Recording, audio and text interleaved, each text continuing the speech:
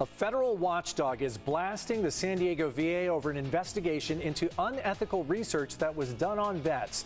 This comes after the VA confirmed in 2018 that researchers took liver tissue out of veterans without their consent as part of a study to find new therapies for people with alcoholic hepatitis.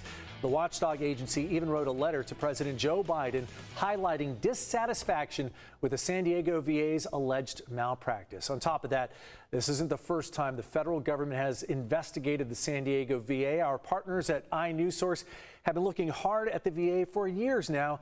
This latest story is just one in a series iNewsSource has produced on issues at the VA. Joining me right now with the latest is senior investigative reporter and assistant editor Brad Racino. Brad, thank you for joining us as always on Tuesdays.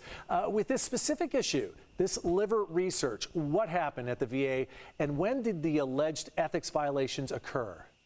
So this all started way back in 2013, and that's when researchers at the San Diego VA began taking part in this big international study on alcoholic hepatitis.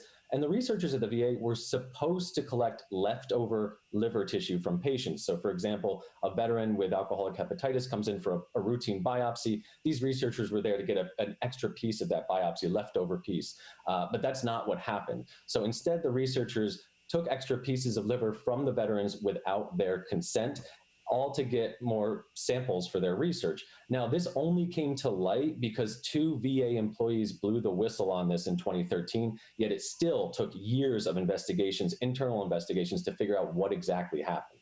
So they were doing invasive procedures specifically for this tissue when the tissue was supposed to be acquired in kind of a secondary manner. Right. Okay, based on these reports, the researchers put these sick veterans because of that at even more of a risk. Can you explain how bad these allegations really are? Yeah, it just gets worse and worse the more this is investigated. As years go by and we keep hearing more, they keep finding new things. It turns out that the main VA researcher responsible for this, Dr. Samuel Ho, was lying to investigators about what he'd done the whole time. And when those same investigators tried to piece together what had happened, they found that Ho was missing paperwork and files on patients. It was just a giant mess. So when the VA finally decided to contact these vets who'd unwittingly been a part of this research to tell them what had happened, they found only 4 were still alive.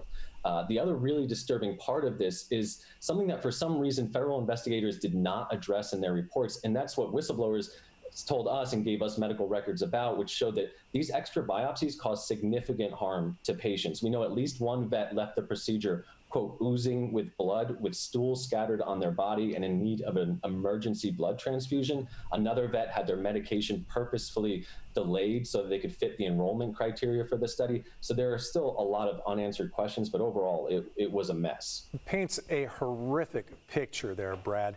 The researcher, Dr. Ho, he claims that this was all legitimate. So the question, I guess, is, did any of this contribute anything scientifically substantial?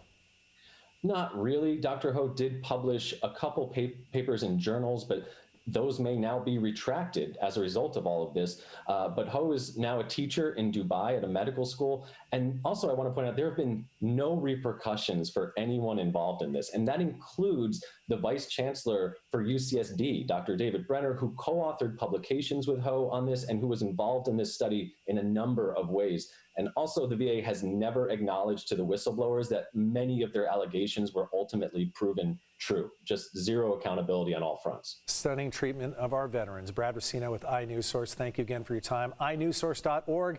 Check it out. Thanks, Brad.